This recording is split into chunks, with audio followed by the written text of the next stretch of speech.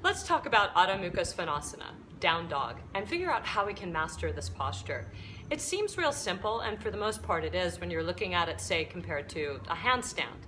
But what you want to check in with is, if I'm too tight, what do I do? And if I'm too limber, what do I do? A lot of people who are really limber tend to hyperextend in the shoulders as they melt the heart towards the thighs. And when we're real tight through the backs of our bodies, we have this tendency to round through the thoracic spine instead of figuring out how to lengthen the back of our legs. We also want to talk a little bit about hands and wrists. So coming to all fours, let's just take a few cat-cows, inhaling and exhaling, just to warm up the spine and also to start to access our pelvis, the anterior and posterior tilting of the pelvis. When we hit that tailbone high to the sky, we lengthen through the hamstrings. And when we get into our down dog, that's exactly what we're going to want to do. So taking a few breaths here, inhaling and exhaling, and really isolating the pelvis and getting the pelvis involved with these little spinal extensions and flexions. Good. Make sure that the hands, the wrists, the elbows, and the shoulders are all in a straight line to one another. Then, curling the toes into the floor, start to push back into your feet, just gently stretching into the feet and warming up the calves. And then lift the knees slightly and start to feel some of the strength now that gets involved with the shoulders, the belly, and the legs. Lengthen that tailbone a little like we were just doing, and then lift your hips to the sky, fully extending the legs. Feet are hip distance apart, and in an ideal world, our heel bones get to the floor. But if your heels don't worry about it.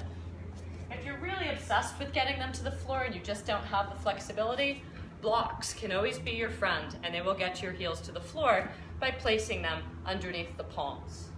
Speaking of, make sure that your hands are spread nice and wide so we have a good base on the mat. And to make sure that we're not collapsing in the sides of our wrists where our pinky fingers are, really continue to spread the fingers and drive into the thumb and index finger, activating the chest or the pectoral muscles, right?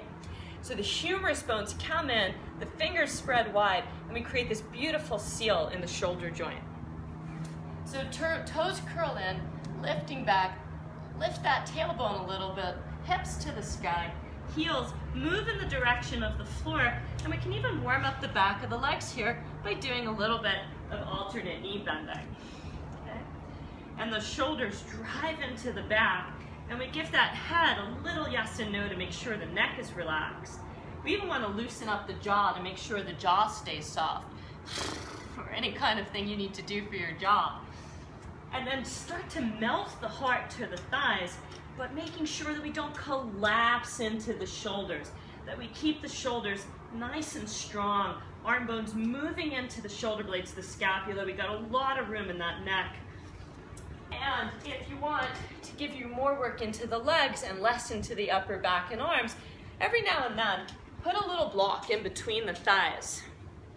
And you want to squeeze that block nice and tight without tucking the tailbone underneath, but just activating those inner thigh muscles.